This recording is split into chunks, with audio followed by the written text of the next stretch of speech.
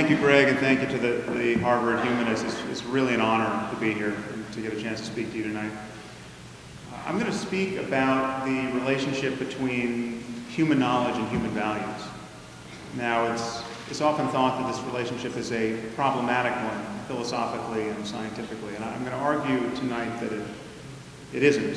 And I've been making these noises for a couple of years now, and I want to tell you sort of how I got into this. I was at a scientific conference about 2 years ago, and I was arguing, as I'm going to argue to you tonight, that morality and human values relate to the well-being of conscious creatures, and in our case, to the well-being of humanity. And I made this argument, and by example, I said, we already know enough about human well-being to know that certain cultures are not maximizing it, which is to say certain cultures are just not good cultures by comparison to our own. And I cited as an example of this life under the Taliban in Afghanistan. And the violent misogyny and religious bamboozlement you see there, it seemed to me obvious that this is not a circumstance of optimal human flourishing. Now, it turns out to denigrate the Taliban at a scientific meeting is to court controversy. And another speaker at the meeting came up to me afterwards and she said, well, how could you ever say, from the point of view of science, that the compulsory veiling of women is wrong? I said, well, the moment you see that right and wrong relate to questions of human well-being, then you see that forcing women to live in cloth bags and beating or killing them if they decline the privilege is not a way of maximizing it. It's clearly not good. And she says, well, that's just your opinion. I said, okay, well, let's make it easier. Let's say we found a culture that was removing the eyeballs of every third child. Okay, would you then agree that we had found a culture that was not perfectly maximizing human well-being? And she said, well, it would depend on why they were doing it.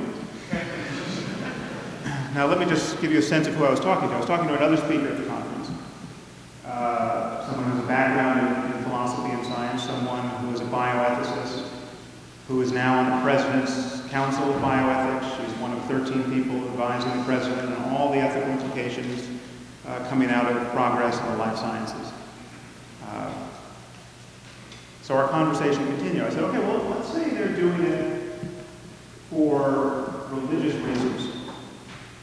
So let's say they have a text which says every third should walk in darkness, or some such nonsense. Then she said, you could never say that they were wrong. Now I perceive this to be a problem because the reason are obvious. But this is also a person who had just delivered an entirely cogent lecture on the ethical implications of progress in neuroscience for the law. She was especially concerned that we might be using fMRI-based lie detection technology on captured terrorists. And she viewed this as an invasion of cognitive liberty. And she was also very worried that we might be exposing captured terrorists to oxytocin, which is a hormone that mediates trust in the brain, and thereby manipulating them. So on the one hand, she had this incredible moral scrupulosity with respect to our own potential overreach ethically. And yet she was quite sanguine about the ritual enucleation of children, and quite detached, to my eye, from the very real and unnecessary suffering of women in Afghanistan forced to wear the burqa.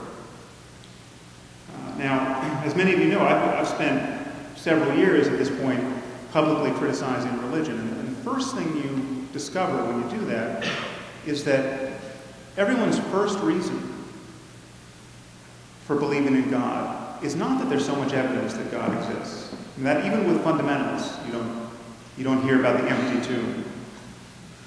What you hear is that religion is the only framework for a universal morality. It's the only way we human beings have purchase on the notion of moral truth. And I've always thought that was a straw man argument.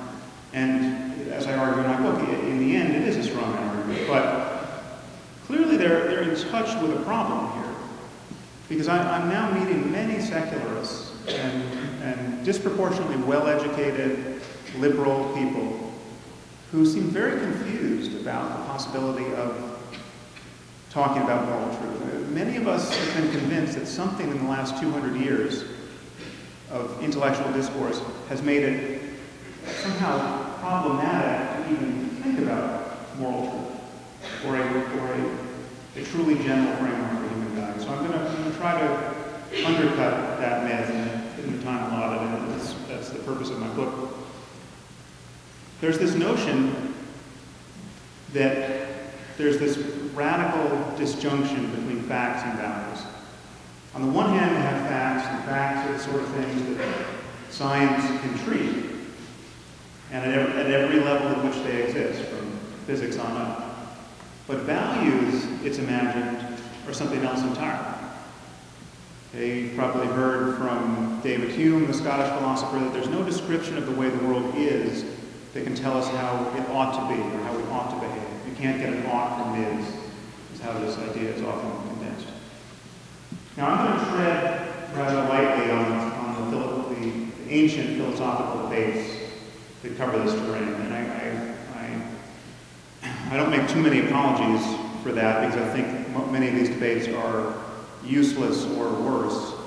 But I want to say to you that we're going to have a Q&A afterwards, and if there's anyone in this room who thinks I've just completely missed the boat philosophically and you have the argument that's just going to deflate my entire thesis, well, I really do want to hear from you, so please don't be shy. Don't leave this room with your argument unspoken. But I'll give you one philosophical context. Imagine a universe. What I'm going to argue to you is that values reduce to facts. They reduce to facts about the well-being of conscious creatures. Okay, and I'm going to imagine a universe in which every conscious creature suffers as much as it possibly can for as long as it can. Okay, I call this the worst possible misery for everyone. Okay, that's bad. Now, Sam, do you want to move your microphone up a little bit? Oh, okay. There you go. You guys might have a little easier time now. Oh, okay. Apologies.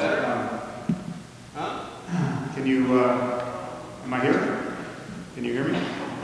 Okay. Sorry. Up more, or, okay, all right.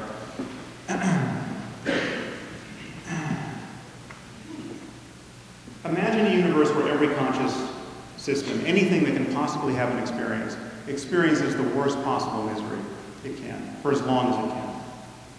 Okay. All you have to buy philosophically to get on this ride with me is that is bad. If the word bad means anything, it must apply to that situation. Okay. If someone's going to come into the room and say, well, no, that's not really bad, or there's something that might be worse, or that might be good in the end, I don't know what you're talking about. And what's more, I don't think you know what you're talking about either.